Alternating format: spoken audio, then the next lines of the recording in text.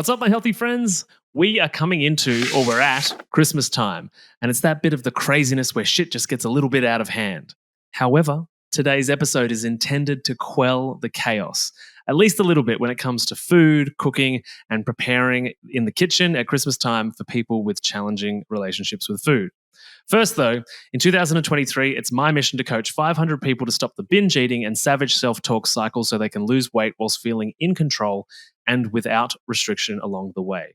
And if you'd like to get in touch with me about any of my emotional eating, binge eating, or overeating programs, and finally create a relationship with food that is peaceful and free of calorie counting and beating yourself up, then please scroll to the show notes below and click the link to start a conversation with me about how we might be able to work together. The link is in the show notes below. Okay, back to creating less chaos in the kitchen.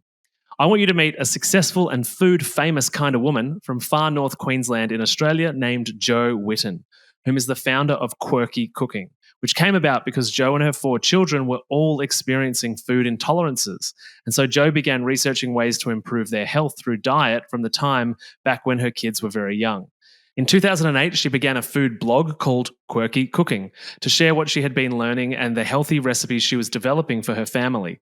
In 2014, though, Jo's 13-year-old son Isaac was diagnosed with severe OCD and anxiety, which resulted in a deeper dive into gut health and food as medicine, which, as you know, here on the podcast, I am a very big advocate of.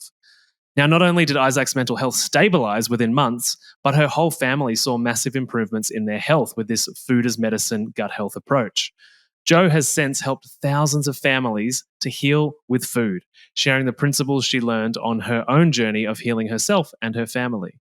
Now Jo runs health seminars, retreats, and cooking workshops, both in Australia and overseas, sharing how to transition to a healing whole food diet in a doable and sustainable way. We love sustainable things. She's also the author of 3 best-selling books, cookbooks specifically, Quirky Cooking, Life-Changing Food, and Simple Healing Food, which I have in my hot little hands right here. And if you're on the video, you can see it too, and I'll put it in my social media as well. It's a very luxurious feeling book. So anyway, Jo, welcome to the show. How are you doing? Thank you. Thanks so much for having me. You are so welcome. And you are here because of a fantastic friend of mine named Veronica Smith, who runs a food business down in Hobart in Tasmania. So I just want to give Veronica a quick shout out. I reached out to her and said, hey, who's the go-to person for this kind of conversation? And she said, have you met Jo? Thanks, Veronica. We love you. So you have had such a unique journey to get here. And I'm really curious, before we dive into the practicality of Christmas and cooking and food intolerances, and obviously I touched on it a little bit in the intro, can you fill in the gaps of the journey that you went on in order to be able to get to a point where now you're writing these phenomenal cookbooks that help people heal their bodies so much, you know, outside of the context of just your own family? Like, how did you grow to learn all of these different things about human health? I guess I'm a curious person. And I'm also a very persistent person, stubborn, some may say. Can relate. And when my son was, well, I guess it sort of started earlier because I always had health issues when I was young. From as far back as I can remember, I always had a lot of histamine issues. I was sick a lot as a child. I had a really outdoorsy kind of childhood, thankfully, but I did get colds a lot and I got histamine stuff a lot. And then as I got older, it was the hormone issues and the skin issues, and I was underweight and just couldn't put on weight. When I was at uni, I started going to see a dietitian to try and get help with my skin and my weight. So I was very self-conscious and very quiet and just sort of like shy about myself because of being having these issues. And the dietitian said to me, she put me on, I can't remember if it was her or the doctor put me on some kind of medication for my skin and for my hormones because I was having terrible period pains as well. It's all linked. And then she told me to have Sustagen on all my food, the powder, like sprinkle it on your mashed potatoes, and it's so good. Oh, delicious. To help gain weight and to drink soy milk and to take these little lactase enzymes for whenever you have any dairy. And, I would ask, I just had this feeling this gut feeling, if you like, that food was a big part of my issues. And I mean, there's other things as well. Like I had mold exposure when I was little. There was all sorts of stuff going on, but food was a huge part of it. And I kept saying to doctors as I was sort of going through my late teen years, I was like, well, is there something I can do with diet? No, not really. Except one doctor told me, eat lots of chops and ice cream and sausages so you can gain weight. And I just really didn't get the help I needed. I did everything the dietitian said, just so like I'm a real rules follower. Well, just wanting the black and white. So I did what she said for a year. I didn't gain any weight. The medication, the creams that they had me putting on my face peeled my skin off, and then it all came back again with the acne, because of course it's not the outside, it's the inside.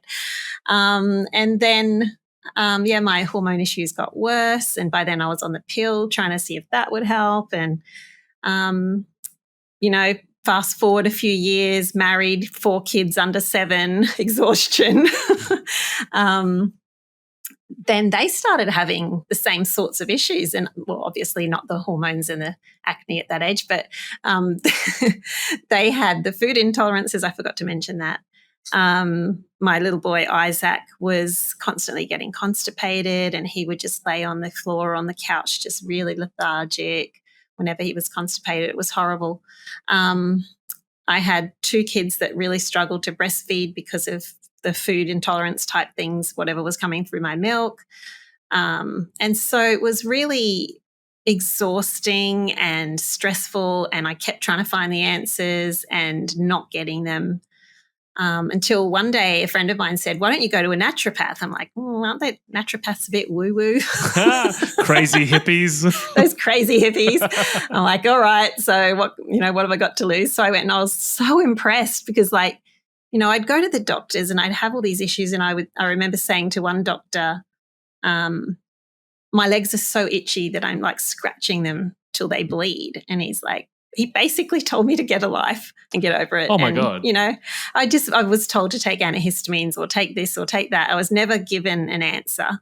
So I went to this naturopath and I sat there for over an hour while he went through every single thing, like, my eyes, my skin, my nails, my tongue, my teeth, everything. He just talked about everything. And I was like, wow.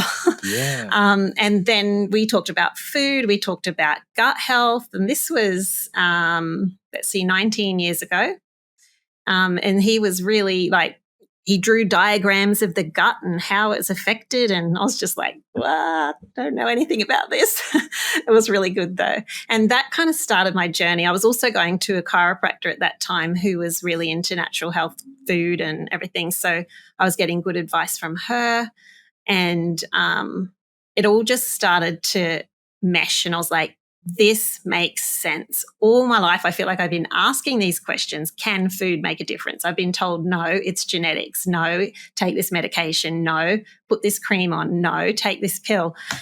But then suddenly I was being told, yes, food makes a difference. And I started to do what I was learning about. I started to change my diet little by little, and my health started to change, and my kids' health started to change. But, they say you can't walk an hour into the woods and get out in 5 minutes. It took me a while to get to the stage where I felt like I had really good health, but I was seeing small improvements along the way over the years and trying new things. And I'd sort of try something for a while. I think we all probably did this at first, try something for a while and they go, I'm not sure if that works, try something else. And gluten-free, dairy-free, sugar-free, whatever free. And around when I was trying all those what they call them, free from diets, and starting to see some changes because I was reducing symptoms, not dealing with the root cause. But at the time I thought, this is what I have to do. Dairy must be really bad. Gluten's really bad. Sugar's really bad. I've got to get rid of them all. And so when I started my blog, that was sort of my way of thinking. That was 15 years ago this month. Wow. I started my blog. Yeah. That's incredible. Congratulations on it being so successful. Thank you. It was just something that I was actually going through a really difficult time and very high levels of anxiety at that time. And sort of when my kids went to bed, I would be like, well, I want to do something for me, you know. I felt a bit lost. Didn't have my career anymore because the kids, and I was homeschooling, and I don't know, I was really exhausted and depleted basically, and very, very anxious. So I started blogging, had to Google what blogging was, but I figured it out and just started sharing what I was making, basically, just, you know, like how I was taking favorite recipes and tweaking them to make them healthier or dairy-free, gluten-free, sugar-free, all those things, because that's what I found was helpful at the time. Mm-hmm. And doing meal plans for people that wanted to eat that way and stuff. And that's how my blog took off. And, you know, as time went on, people started saying, we need a book. And I was like, I don't know how to write a cookbook. I said, you can have a calendar. And they're like, no, we want a book. I'm like, oh. So I got some help. Got to give the people what they want. I know. I got some help from friends and chefs and different people that I knew that I'd met on Twitter. And it was just a funny thing. Anyway, long story.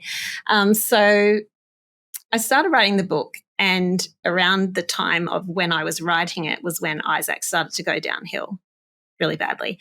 And he started getting these really strange symptoms happening, like he had a phobia of the little girl up the road for no reason. She was just this little girl. And if she came over, he'd run in his room and slam the door and lock it and cry and don't let her over. And, you know, and I was thinking, why is he so anxious all the time? I couldn't figure it out. And so I thought, I'm going to go grain-free. Next step. I was like, I'm going to go grain-free, gluten-free, dairy-free, sugar-free. Yeah. And I started doing that for a while. And within a couple of weeks, he started to pull out of it. And I was like, that was probably a coincidence. And so I start bringing things back in. He starts to go downhill. Right. It's kind of like what I did all my life with dairy. I'd be like, I feel better if I don't eat dairy. And then I have, you know, no dairy for a while, feel really good, and then slowly bring it back in and then get sick again. No, it was probably not the dairy. Anyway, so I kind of did that with him up and down and back and forth, and he was good sometimes and worse at other times. But then when he was 13, he just crashed big time. And within probably days, he was so bad, like I didn't realize what it was at first, but he was having massive phobias and repeating all the actions that they do with OCD. And it was like he was seeing things that weren't there. It was really weird.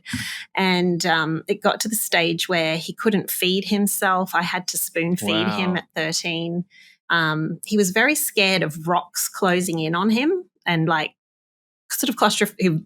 He'd still got claustrophobia, but he always imagined that there was all these rocks and he was getting crushed. And so if you were feeding him and the spoon touched his teeth, he'd just throw it because that was, I don't know, the clink was rock. I don't know. He couldn't wear grey because that's the colour of rocks. Anyway, he couldn't go to the toilet by himself. He couldn't get out of the car because he'd be putting his seatbelt back off and on for 10 minutes. He couldn't get into bed. Oh, it'd be awful as a mother watching that happen. By the time he was finally really exhausted, it was horrible. He'd finally start to drift off to sleep at like 11 p.m. and I'd be so exhausted, like I'd be sitting there waiting for him to go to sleep, then I could go to bed. And then he'd jump up in the bed and just start screaming and say, there's snakes attacking me. And it was so weird. And I just didn't know what was going on. And as you do, you sort of Google and try and figure it out. And I suddenly had this thought, I wonder what OCD is. And I looked it up and he had all the symptoms, including the one of the phobia of a little girl. That was one of the symptoms. And so I took him to the doctors. We had been to the doctors before, but she hadn't picked it up. And we went again and she was like, yeah, she ticks all the boxes.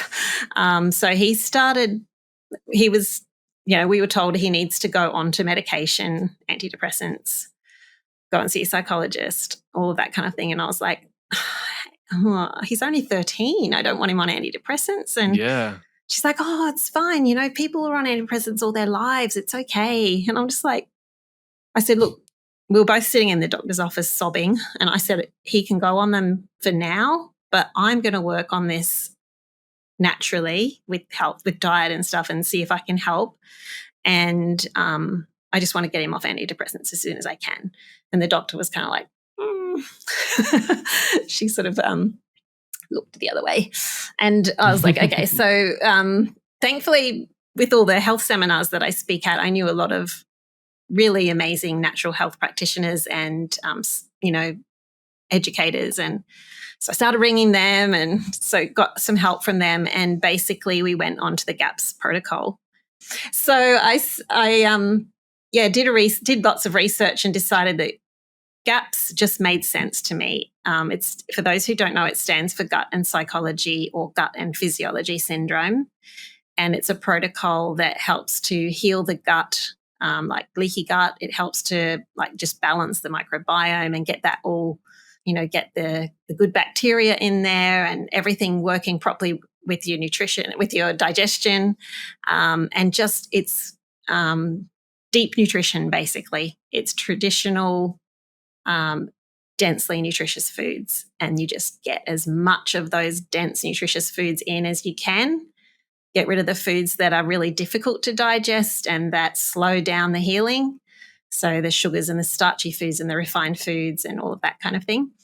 Mm-hmm. And it's not as hard as people often think. It's kind of hard in that you've got to be in the kitchen cooking every day, yes, but I kind of do that anyway. And there's a lot of ways that it actually simplified my cooking. And I found it really delicious. It is sad that we didn't have bread for a while. The kids did slam the doors a few times about that. But we did get through that first stage of their bacteria screaming for sugar pretty well. Like, we didn't do too badly. We were already mostly grain-free and mostly gluten-free, dairy-free. So it kind of wasn't a huge change for us. Anyway, so we started doing that, and within 2-3 weeks, I felt like I started seeing changes in Isaac, and I was like, is that the medication or the diet? I'm not sure. Just keep going. So we just kept working on it, and my energy levels within 2 weeks had just changed completely. Like, I'd had a nap every day for 10 years. I was so tired all the time, and my energy levels were just completely amazingly different. I stopped needing to eat every 2 hours. I could go for hours and hours without eating because I was eating such densely nutritious foods. We all started seeing changes, and just seeing Isaac become this happy, outgoing kid again was just amazing. And I remember after a few months, maybe 3 or 4 months, I said to the psychologist, I said, is this just the medication making these changes? Because I'm worried that it is, because I want him to get off the medication. But what if we take him off the medication and he goes straight back to, and he goes, she said, it's not the medication doing this. She said, it's whatever else you're doing. She said, the doctor's usually doubled the dose by now. I'm like, okay, we're doing something right. And about that time, we were asked to go, I know this could be controversial, but we were asked to go down to speak at a seminar with Pete Evans. He asked my son to come up on stage and speak about what was happening, because I was doing some recipe development for Pete back then. And so we did that, and Isaac just got up on stage as if it was the most natural thing in the world and just told his story to 200 people and helped cook and had a great old time. And I was just like, I was blown away. Like, he had changed so much in that few months. And the psychologist actually came to the seminar as well, and she was like totally in agreement. Yep, this is what's helped him. Within less than a year, he was off all medication. He's never been back on. He's now 22. Amazing. Yeah, he's really done well. Like, I mean, everybody has days where they just eat something they shouldn't really, but that's just life, and that's completely okay. But his general everyday meals are just simple, meat and veg, maybe a bit of sourdough. So he's not GAPS now. We aren't doing GAPS now. We did that for a couple of years and then transitioned into more of a full whole food diet. But now I can eat dairy. Amazing. Yay for cheese and butter. Yes. It took me a year to be able to have any dairy. I couldn't even eat ghee before that. Really? That's so interesting. Yeah. Yeah. So I got to the stage where, I was so unwell that I couldn't even manage ghee or butter. But after a year on GAPS, I was good with any dairy. Mm-hmm.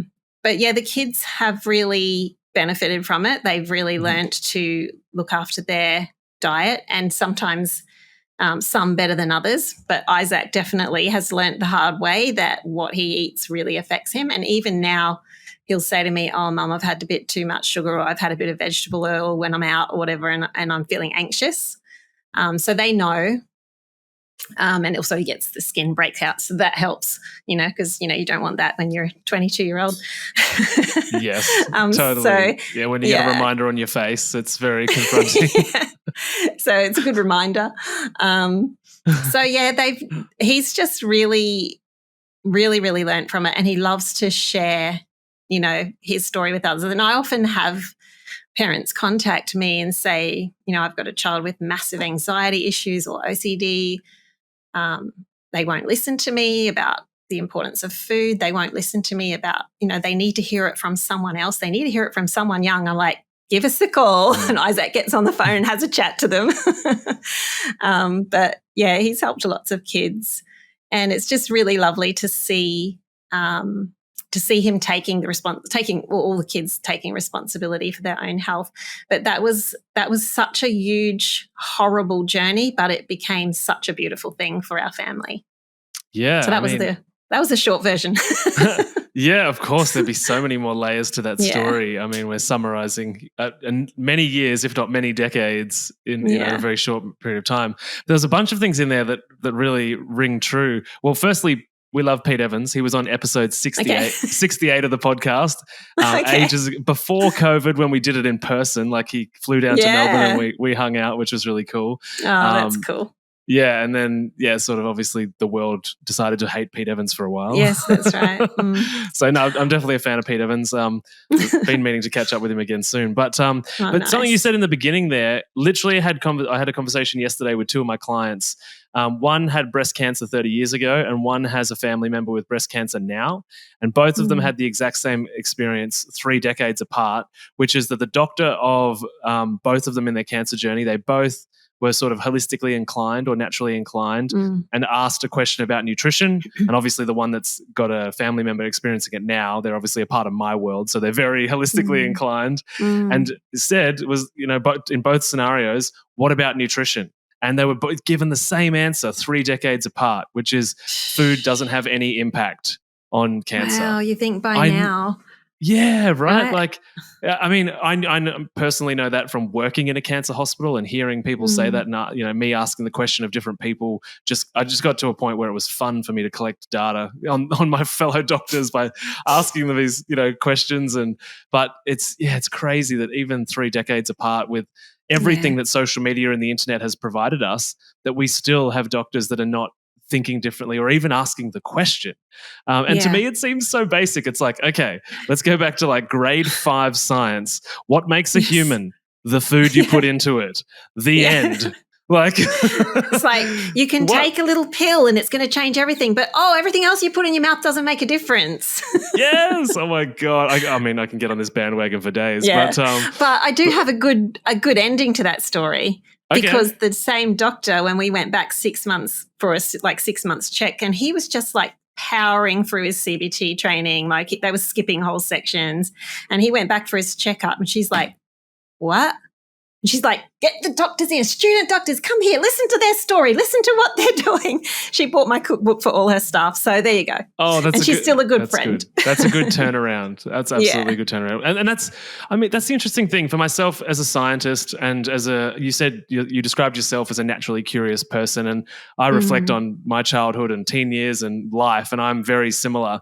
And the idea that doctors and scientists go into that field and become not curious is such a bizarre phenomenon, because it's like the whole point of being a scientist, in the way that I was taught about it before actually going to university, was that they're the curious minds that ask the hard questions. And then you realize with the bureaucracy and the economics and the pharmaceutical companies that, you can only ask questions in this small narrow lane over here. Yeah, it's only the approved questions. So I'm curious because, and you would hear this all the time, it's probably why people end up in your world, but we hear conversations about being healthy is too hard. It's too hard to cook all of the time. Meal prep is hard. And despite the fact there's literally 1 billion cookbooks on on planet Earth and probably more on other planets, but like people are so confronted by the idea of cooking for just healthy in general, not even just food intolerances. So I'm really curious from a practical perspective, like, what are the myths there about how hard it really is? It's funny. It's probably not until the last 2 generations or so that we've ever thought that. It was always just a normal part of life. And you that's how you look after yourself and your family. Like, why? I feel like it's marketing that's told us that it's hard. Oh, it's too hard. Let us do it for you. Have this lovely pizza pocket that you can pop in your microwave because you can't possibly boil an egg. It's like, don't dumb us down. We can do this. And there's so many things that are very simple that you can eat so well. Yeah. Without fuss. And sure, sometimes it's fun to make something a bit fussy, but keep that for the special days and the weekends and just do the simple stuff and stop stressing about it. Like I'm always people often do message me and say, it's all too hard, it's all too hard. I'm like, buy your meat in bulk. And I tell them how. Buy your veggie, because they're also talking about expense and everything. And I'm saying, do it like this, buy it like this so that you can get a lot at once for a smaller amount per kilo. Have it in the freezer, thaw it out the night before, make yourself a steak with a few veggies or a salad or even just sauerkraut for dinner. I have steak, sauerkraut and butter on my steak and that's a meal. Absolutely. Me too. Right? Yeah.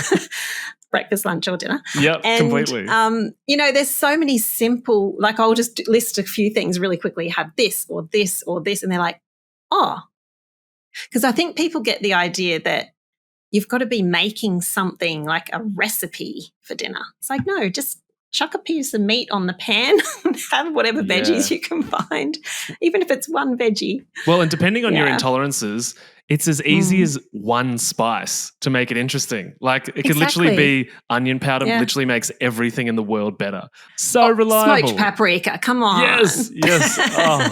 Oh, totally. A good Spanish one. Yeah, no, and you just need like one spice. And even these days, obviously, there's spice mixes that you can buy. And so a lot of it's done for you. Yeah, exactly, behind you. There's tons of them. And we've got tons of them in the kitchen here as well. But I think you're so right because the thing that seems to have been lost on people is that the preparation of food and the sitting down and consumption of food is literally a life-saving task that we do every single day. And now it's something that's regarded as not important to do. You don't have to be present for it. You don't have to cook it yourself. You don't have to be engaged in the process. And consequence, causation, correlation, whatever it might be, is that, we're now in a world of overweight, sick and dying people. And that's the norm, right? Because we're no longer prioritizing this food part of the conversation. Yeah. But what people don't always put together in their mind is that time that you didn't want to spend in the kitchen and you didn't want to spend shopping and you didn't want to spend sitting down with your family eating, you're spending at the doctors and the psychologist and the dentist and the,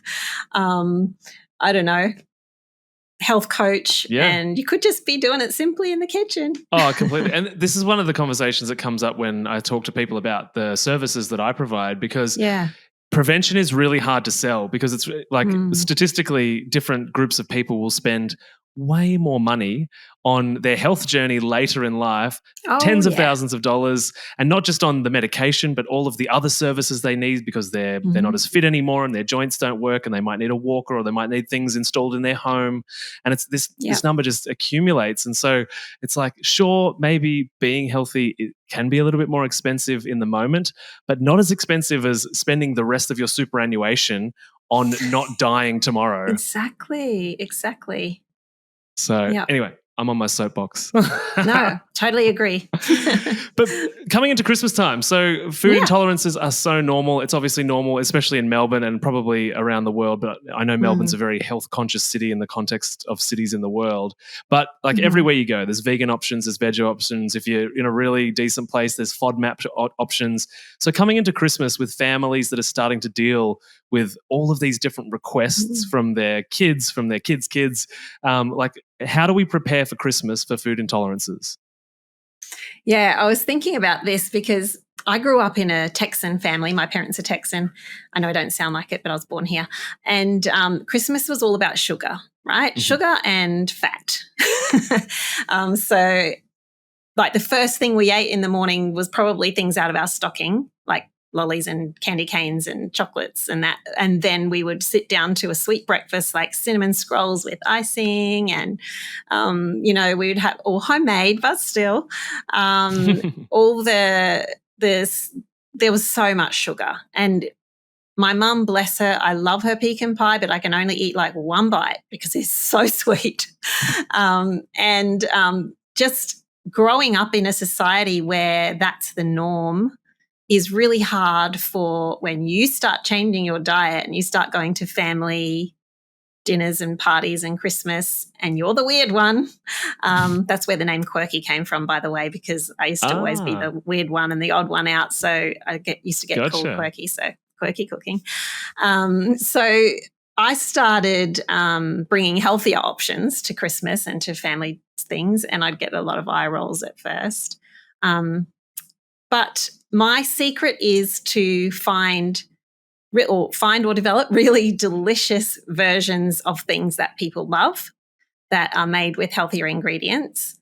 So instead of the corn syrup and the whatever in the pecan pie, I use dates. I use like a bit of honey. I use real butter instead of whatever. I don't know what some people use in their pecan pies anymore. And so I would make my own version, and I do like an almond meal pastry or whatever, and people would still love it. At first, I couldn't tell people that it was gluten-free, dairy-free, whatever, because otherwise they'd do the big eye roll and wouldn't have any, although that is a good way to save leftovers. But one party I went to, I said I was going to bring, my friend said she was going to bring a Mars bar cheesecake. And I was like, I didn't say anything. I just said, well, I'll bring something as well. She goes, Jo, no one's going to want your gluten-free, dairy-free stuff. And I was like, right. So I developed this recipe for a gluten-free, dairy-free croquembouche with Rapadura toffee and dairy-free chocolate pastry cream. And anyway, made this big croquembouche, took it off to the party, and that went before her Mars bar cheesecake. Yes. And I was like, yes. Health wins. That's right. So that's what I tell people. Just make it super delicious with really nutritious ingredients, and people are going to love it. You don't have to tell them it's gluten-free, it's dairy-free, it's GAPS, it's paleo. Don't even tell them if you want them to eat it. Just make something really, and that's sort of my focus with recipes, is making versions that everyone will eat with a lot of variations, so you can change it up to make it suitable for a lot of people. So you'll notice in my cookbook that under the recipes, there's a lot of variations. I think if you can get people's taste buds to talk before their mind talks, then you are on a winner. Exactly. And look and think about how many foods and recipes and traditional famous recipes that everybody loves are made with nutritious ingredients, and there's really not much tweaking to be done. So find those recipes and sort of start there. Do you think in the preparation process when you're leading up to Christmas and trying to prepare lots of different food for different people, is there some kind of strategy to lessen the burden on the chef or the mum or the grandma or whoever's responsible for that? Definitely. I wrote an article on this once. It was in the Good Food magazine. I can give you the link afterwards if you want it. But there's just a few steps that I put in there to help people, like, first of all, ask around before you go too far down the menu planning route. Just talk with everyone who's coming, figure out what they can and what they can't eat, how to keep their food safe. Like, if, for instance, if someone's celiac, you may want to just say, hey, guys, this is going to be a gluten-free dinner. It depends how sensitive they are. Mm-hmm. Like, you may need to make it a completely gluten-free dinner, but just asking around first, and especially if you're hosting, it's really nice for people to feel like, oh, they care about, finding food that will suit me. That's really nice. But then also get everybody to bring a dish. Like, we always do that in our family. Everybody brings pretty much a main, a salad or a side, and a dessert or sweets. Mm-hmm. And then we have, oh goodness, we have a large family. So we have this huge table of deliciousness, and it's just amazing. So there's always something for everyone. And then all the pressure's not on the one person hosting. I much prefer to do it that way. But you can also do things like keeping serving sauces on the side so that they're separate, having things sort of in different dishes if you need to, so that they're not, cross-contaminated. But then also, it depends if it's allergies or intolerances. But then really just use good quality, beautiful produce to dress up the dishes so that what may be actually quite simple looks amazing. So you've got all these beautiful, colourful vegetables. You've got, butter glazes or salads that are colourful with roasted seeds and fresh herbs and cranberries or sour cherries or whatever. So just being creative with your ingredients, but using ingredients that anyone can have. And also, I find it just really helps to, keep it simple. Don't let it become stuff that you have to spend hours in the kitchen doing. Make it quite simple. So, for instance, a roast turkey with a gluten-free cornbread stuffing. My mum always does cornbread stuffing. We can fix that quite simply, and it kind of suits everyone unless they're doing grain-free, then they don't eat the stuffing. You can always have a beautiful slow-cooked lamb shoulder with the crispy fat on top and a delicious yeah, it's so good. A delicious Moroccan salad with quinoa or cauliflower couscous with all the dried fruit and nuts and pistachios and spices, and then you have it on a big serving tray and your roast lamb shoulder on top, and it just looks amazing. You can do things like I'm trying to think of some other things that I've done in the past that have been really popular with people who are not on healthy diets or on any restrictions. That's me. So, I'm that person. Yeah. Yeah. Are you? Don't have any? Yeah. You're nice and healthy.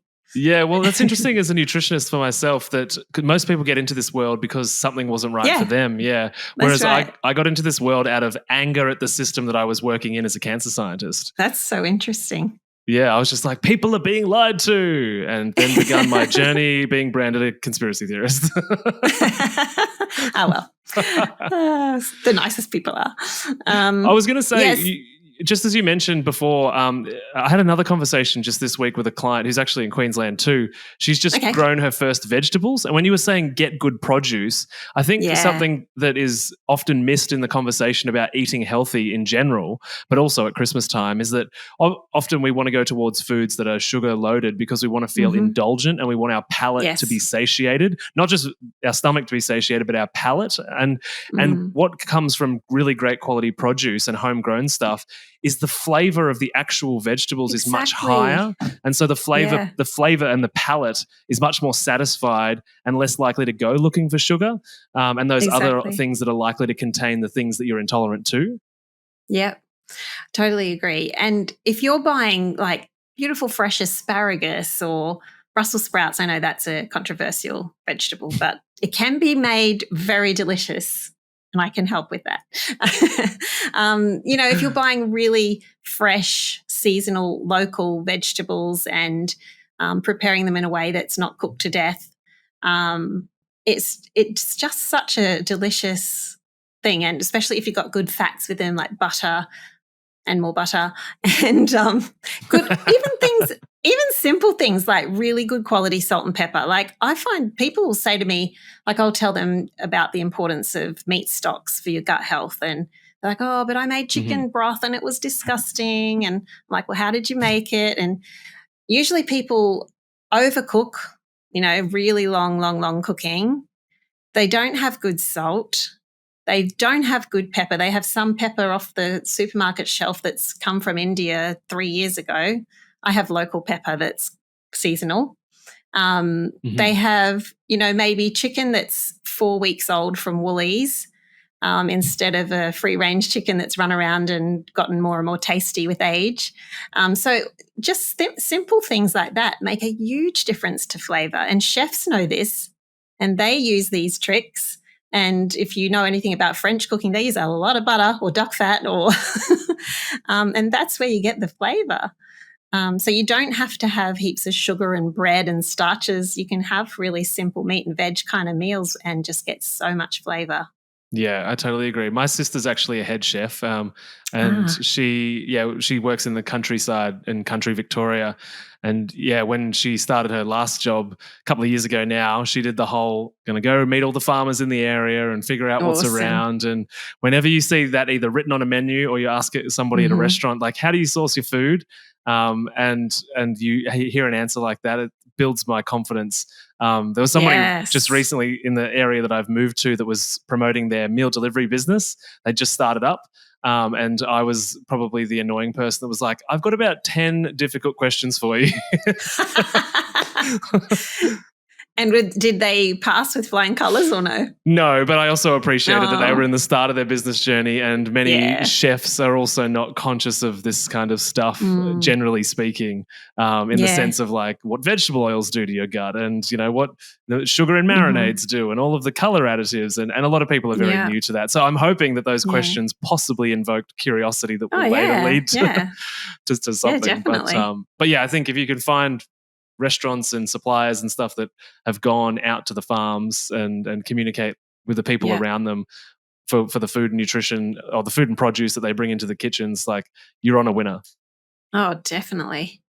Well, I was going to say, like, what do you think people need to do? And this might be healthy people or intolerant people, because sometimes people with intolerances, they know that they're going to go into Christmas and they're going to eat it. They don't care. They Yeah. love it. So do you Been there, feel done that? that. Yeah, totally. Do you feel that there's a way to prepare people's guts before Yeah. Christmas and after Hmm. Christmas, knowing that they're going to go in and eat whatever they want? I do. This happened to me recently because my daughters and I were going over to Italy and France and Spain, and we were just like, we want to eat all the bread and all the croissants and all the pastries when we are there and all the gelato. So I was like, right. So I did a couple of weeks of GAPS intro before Mhm. I went, just like getting all the meat stock in and the fermented veggies and the good fats and no starches, no sugars. And by the time we left, I was just like, yes, I feel so good. And I ate whatever the whole time I was away, didn't get sick. And the difference was my daughters did not prepare. They both got sick. And we Right. were staying in the same room and they were coughing and sick, and I was just fine. And I find if I really prepare, like if I really work on my gut health and really just be ready for something like that, I cope really well. Back in the old days when I used to live on starches and breads, I would have crashed within a couple of days. And So, so you did gaps yeah. in the lead up. What kind of foods would you prioritize leading up to the Christmas feast? So, plenty of meat stocks. So, short cooked stocks, not long broths. So, Is that due to for histamines? instance, yeah, and also just because it's more healing for the gut, it's more rich in the amino acids. So, you've got the say chicken pieces with the meat on the bone, or you can do a meaty carcass as long as you've got some gelatinous pieces in there, so some wings, feet, head, all that kind of stuff if you can, and just covered in water, some good salt and pepper, simmer it for 2 hours. As soon as the meat's just really easily coming off the bone, it's ready.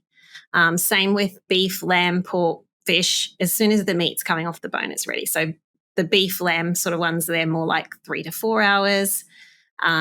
Fish is more like half an hour to 1 hour.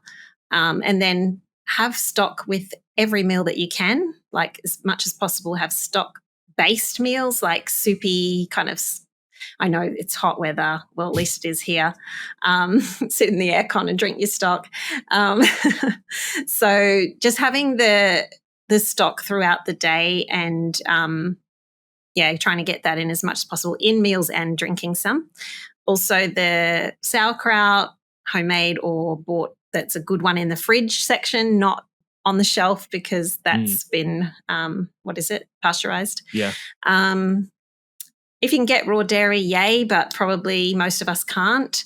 So at least organic, non-homogenized dairy and, good quality butter and cheeses and things like that. I make my own sour cream and yogurt and ferment it for 24 hours to get the really good bacteria in there. So if you're just really focusing on those meat and veg type meals, and plenty of stocks and fermented foods, milk kefir. I drink that every day. Then you're getting what you need, and also just remember to avoid the processed foods, especially vegetable oils and sugars. And sugar, lowers your immune system, so keep away from that. And then you'll just find that you just feel like, at first, if you're not used to eating this way, it can cause a bit of a crash, but then the energy picks up, so you may have to ease into it. And there's so much more, for each person being different, whether you need to have a tiny bit of stock or a tiny bit of sauerkraut at first. You may not cope with a lot. I'm just used to it, so I can eat as much as I want. But if you do have trouble with histamines or salicylates or anything, you'd have to start super slowly.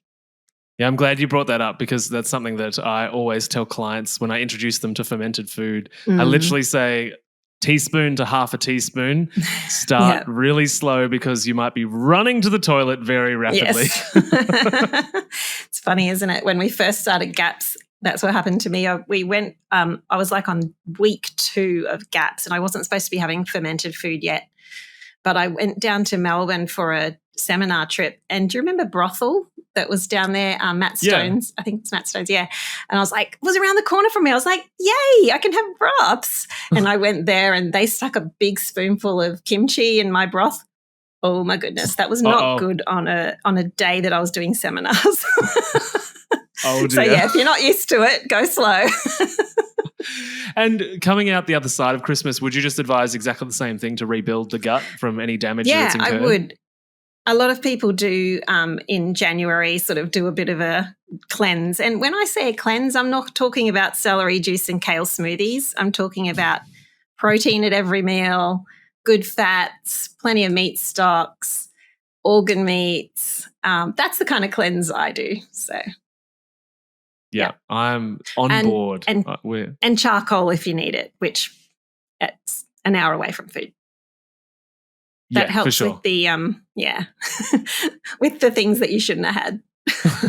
I found charcoal to be so beneficial for detox. Like, it's incredible. So but I guess the thing to mention, just as a caveat for those listening, is that charcoal picks up nutrients just as much as it picks up toxins. So yeah, having it with a handful of supplements is a bad idea. Having it close to food is a bad idea. And it will still pick up the nutrition that's in your gastrointestinal lining. So it's important to be, you can go too hard on a detox, and it can pull out a lot of nutrition. So make sure you're being wise about how you take things like charcoal. Yes. Yeah. No, this has been great conversation. I love you make it sound so easy, and that's like, I really want people to take that away, because it's just it's so not hard. And you're so right. It's only the last couple of generations that have started calling cooking hard, and then the previous 100,000, however, depending on your belief system of how long you've been here, nobody had an issue with it. It was just what you did to sustain human life, Honestly, most of the time I chuck a lump of frozen meat in a pot, cover it with some stock or water, start it simmering, walk away. After a couple of hours, I come back, add some veggies, some herbs. Oh, perfect. Add plenty of ghee. Yeah, so it doesn't have to be hard, and it can still be very delicious as long as you're using quality ingredients. Yeah, totally. So for everybody that obviously loves you by this point, because you're amazing, where can everybody find you and your stuff and your book online? And we'll put all of those links down below for them. Okay, so it's quirkycooking.com.au, and you'll find everything there. I'm on Instagram and YouTube and Facebook and LinkedIn and all those places. Not Twitter, because I can't keep up. Fair enough. It's not Twitter anymore, it's X. Sorry. See? Can't keep up. But I do share a lot of videos in my stories on social media. I try to share just everyday cooking, not professional edited videos. It's just this is what I'm cooking right now. This is the kind of salt I use. This is the kind of pan I use. This is how I make omelets, really basic stuff, because I think people get so caught up in that it's too hard, that I like them to see, no, it's so simple. Just don't overthink it. So that's, if you feel like you need a bit of help, there's that. I also do weekly cooking classes with my sister, which is a lot of fun on Mondays. So that's like a monthly subscription. So we cook together on Mondays and do a cook up for the week. And I know Mondays is a weird day for most people, but you can watch the replay if you can't be there. I do have a lot of past cooking classes that are replays that you can buy as well. Heaps of videos on YouTube, and on the blog there's a videos tab, and you can click on cooking videos and scroll through those as well. Fantastic. And my books are on the website. Sorry. Yeah, no, that's okay. I'll put all of those links down below, and everybody should get their hands on the books and all of your stuff. This book, I was just saying to Joe before we hit record, like this book, The Simple Healing Food, it feels so luxurious. Like there's not many cookbooks that feel like this high quality. Yeah, it's got the texture. I like it. So to wrap up and heading into Christmas for everybody, but also knowing that people will listen to this episode within the years to come, but what is one piece of health information that you wish more people knew about? Relax. That's the first thing that comes to mind. I went through many, many years very highly strung. My what do you call it? I was just like always on edge, always rushing, always busy. And I remember the first time I really realized that, because it becomes so normal that you don't realize that you're like that. And I was having an appointment with a hormone specialist, and I'm sure you know Nat Kringatis, and she said to me, are you stressed? And I'm like, no, I'm not stressed. I love my job. I love homeschooling. I love my kids. I love where I live. She goes, let me put that another way. Are you always rushing and always busy? I'm like, yeah. Is that a problem? I'm the kind of person that jumps out of bed at 5:30 a.m., dashes out to the garden, starts gardening, comes back in, cleans the whole kitchen, cooks something, videos it, puts it on social media, like that's just me. But I've learned to relax a lot more, and I've learned to just sit in the sunshine. So I'll get up now and I'll just sit in the early morning sunshine. I try to get sunshine on my skin a few times in the day, so different UV and all that. I have a hammock that I go and lay in, stare at the trees. I love reading books. And I've found that as I've learnt to slow down and relax, my health has gotten better. So I know a lot of it's food, but I think a lot of it is also just learning to slow down, learning not to. It's a learned thing to not be so busy and just learn to say no. Yeah. So I think get that's so outside important. And sit. Yeah, completely. And I mean, we could probably... So it wasn't to do with food, sorry. No. I think we could do a whole complete podcast on the relationship between stress and gut health, right? Yes, that's definitely. So many hormones are released into the gut that are related to stress and the way that we digest food. And so, I think that's sound advice from one busy person to many.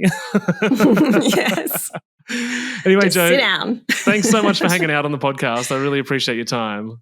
Thank you for having me. Hopefully we'll catch you again soon, because there's so many things we could talk about. Yes, we could. All right, see ya.